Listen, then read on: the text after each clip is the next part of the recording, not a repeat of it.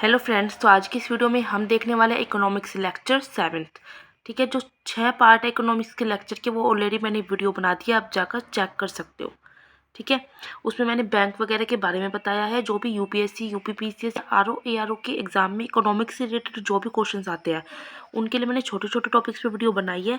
तो अगर आप ये सब देखकर अपने नोट्स बना लेते हो और पूर्वावलोकन लगा देते हो, पूर्वावलोकन में क्या होता है, प्रीवियस ईयर के सारे क्वेश्चंस रहते हैं कि कौन कौन से एग्जाम में किस लेवल के क्वेश्चन आए हैं। तो आपका प्री एग्जाम में इकोनॉमिक्स के जितने भी क्वेश्चन आए हैं वो ईजिली हो जाएंगे। ठीक है, तो ज़्यादा समय ना लेते हुए हम स्टार्ट करते हैं आज का लेक्चर। आज के लेक्चर में हम क्या देखेंगे, बैंकिंग व्यवस्था का वर्गीकरण देखेंगे। ठीक है, बैंकिंग व्यवस्था का वर्गीकरण कि कौन कौन से बैंक है और कैसे उनका क्लासिफिकेशन हुआ है। तो सबसे पहले हम देखते हैं वाणिज्यिक बैंक।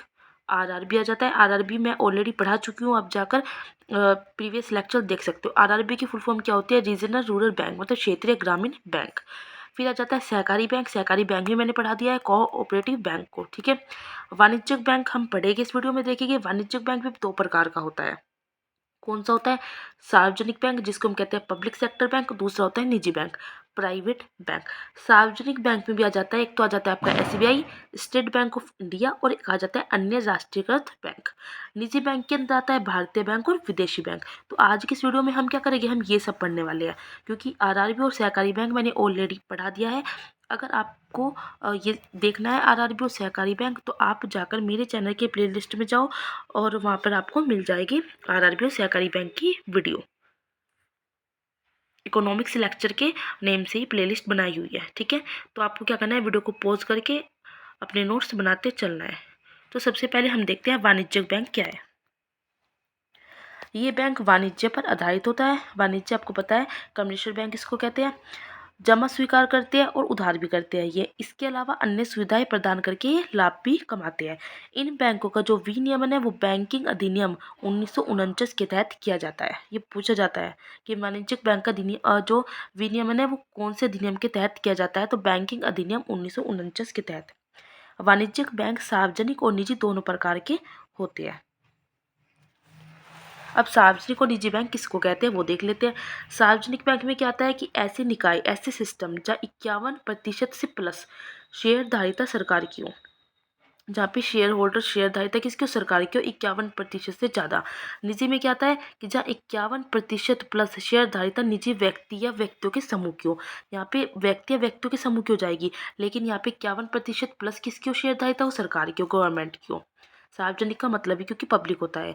और सार्वजनिक में क्या आता है, शुरू से ही ये बैंक सार्वजनिक क्षेत्र के नहीं थे, इनकी शुरुआत निजी क्षेत्र के बैंकों के रूप में हुई थी। ठीक है, तो जैसे हमने पढ़ा था सार्वजनिक बैंक में क्या आता है, एसबीआई आता है और अन्य राष्ट्रीयकृत बैंक आते हैं। तो अब हम देखते हैं एसबीआई। ठीक है, एसबीआई या एसोसिएटेड बैंक, सहयोगी bank. SBI state Bank of India and associated bank, सहयोगी बैंक किसे कहते हैं। तो बैंक ऑफ बंगाल को देखें तो 1806 में हुई थी, बैंक ऑफ बॉम्बे के 1840 में, बैंक ऑफ मद्रास के 1823 में। अब इन तीनों बैंकों का विलय करके, विलय मतलब इन तीनों को मिलाकर 1921 में इसे इंपीरियल बैंक ऑफ इंडिया के रूप में स्थापित किया गया। ये क्वेश्चन पूछा जाता है, तो आप इसे ध्यान से सुने कि Bank of Bengal, Bank of Bombay, Bank of Madras, इन तीनों बैंकों का विलय करके कौन से सन में, 1921 में इसे क्या बना दिया गया था, इंपीरियल बैंक ऑफ इंडिया के रूप में स्थापित किया गया था। क्वेश्चन ऐसे पूछा जाता है कि इंपीरियल बैंक ऑफ इंडिया को जब बनाया गया था तो कौन कौन से बैंक उसमें शामिल थे। 4 दे देगा, उनमें से किसी एक का नाम होगा और तीनों अलग हो गए, तो आपको लगाना है बैंक ऑफ बॉम्बे को भी शामिल किया गया था। इस तरह से एसबीआई सार्वजनिक क्षेत्र का सबसे बड़ा बैंक है। स्वतंत्र भारत में इसी एम्पीरियल स्वतंत्र भारत में इसी इंपीरियल बैंक ऑफ इंडिया का राष्ट्रीयकरण 1955 में कर इसे स्टेट बैंक ऑफ इंडिया के रूप में स्थापित कर दिया गया। हमने क्या देखा, हमने देखा भी 1921 में इंपीरियल बैंक ऑफ इंडिया बना दिया गया, और 1955 में क्या किया कि इसी इंपीरियल बैंक ऑफ इंडिया को स्टेट बैंक ऑफ इंडिया के रूप में स्थापित किया गया। 1959 में क्या हुआ, एसबीआई के अंदर इसकी 8 सहयोगी बैंक में स्थापित किए गए। ठीक है, अब ये 8 सहयोगी बैंक कौन कौन से थे, State Bank of Bikaner, State Bank of Jaipur, State Bank of Travancore, State Bank of Indore, State Bank of Mysore, State Bank of Patiala, State Bank of Saurashtra, State Bank of Hyderabad. State Bank of Bikaner and Jaipur, इन दोनों को क्या कर दिया गया था, मर्ज कर दिया गया था, मिला दिया गया था। स्टेट बैंक ऑफ सौराष्ट्र और इंदौर को मिला के विलय कर दिया गया था। 1 अप्रैल 2017 की बात करें तो एसबीआई के सभी सहयोगी बैंकों को भारतीय महिला बैंक के साथ मिलाकर एसबीआई में ही मर्ज कर दिया गया। ठीक है, ये आपको अच्छी तरह से नोट्स बना के लर्न कर लेना है कि कौन कौन से ये 8 बैंक थे, सहयोगी बैंक। ठीक है, एग्जाम में क्वेश्चन यहाँ से पूछा जाता है, इनमें से आपको किसी एक का नाम दे देगा और तीनों ऑप्शन अलग दे देगा। ठीक है, अब आ जाता है अन्य राष्ट्रीयकृत बैंक। राष्ट्रीयकरण से पहले क्या हुआ, बैंकिंग सेवाओं का विस्तार सीमित क्षेत्रों तक ही था, अतः वित्तीय समावेशन को सुनिश्चित करने हेतु बैंकों का विस्तार ग्रामीण क्षेत्र और अधिक लोगों तक पहुंचाने हेतु राष्ट्रीयकरण की प्रक्रिया की गई।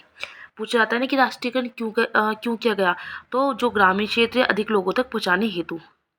राष्ट्रीयकरण से पहले बैंकों में बड़े पूंजीपतियों, उद्योगपतियों, अमीर लोगों का ही एक अधिकार दिखाई देता था और जिसके बाद में अन्य वर्गों के लिए भी यह खोला गया। सबसे पहले 19 जुलाई और 1969 को इंदिरा गांधी सरकार ने 14 बैंकों का राष्ट्रीयकरण किया। अभी 14 बैंकों का राष्ट्रीयकरण कब हुआ था ये पूछा जाता है, तो 19 जुलाई 1969 में। कितने बैंकों का? 14 बैंकों का। 14 बैंक कौन कौन से थे आपको याद रखना है। इन 14 बैंकों के पास क्या थी? 50 करोड़ की पूंजी थी। इसमें Central Bank of India, Punjab National Bank, United Commercial Bank, Syndicate Bank, Canara Bank, United Bank of India, Union Bank of India, Dena Bank, Allahabad Bank, Indian Bank, Indian Overseas Bank, Bank of Baroda, BOB, Bank of Maharashtra, ये सब आ जाते हैं। आगे आ जाता है फिर 15 अप्रैल 1980 को राष्ट्रीयकरण के दूसरे चरण में 6 अन्य बैंक जिनके पास 200 करोड़ की पूंजी है। हमने 14 बैंक देखे जिनके पास कितने करोड़ की पूंजी थी? 50 करोड़ की।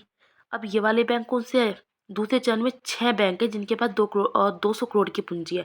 इनका राष्ट्रीयकरण कराया गया। तो 6 बैंक आपको याद रखने हैं जिनके पास 200 करोड़ की पूंजी है। Andhra bank, Vijaya bank, oriental bank of commerce, Punjab and Sind bank, new bank of India और कॉर्पोरेशन बैंक।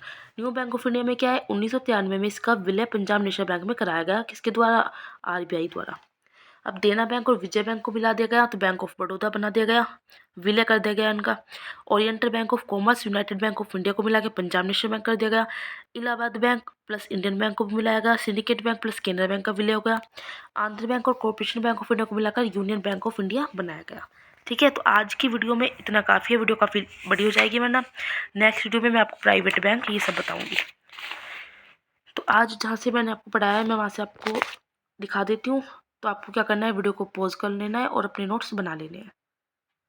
इन नोट्स को बना के आपको क्या करना है, अच्छी तरह से पढ़ना है और उसके बाद आपको इन्हें लर्न करना है और इनसे रिलेटेड जैसे जो भी क्वेश्चन आते हैं आप पूर्वावलोकन ले सकते हो। प्रीवियस ईयर के उसमें क्वेश्चन होते हैं तो वहाँ से आप देख सकते हो कि यहाँ से क्वेश्चन आपके हो जाएंगे। जहाँ पे ज़्यादा थ्योरी होती है वहाँ से कथन और कारण के क्वेश्चन बनते हैं। वीडियो अच्छी लगी तो आपको क्या करना है, लाइक करना है, शेयर करना है और कमेंट्स करके मुझे ज़रूर बताना है।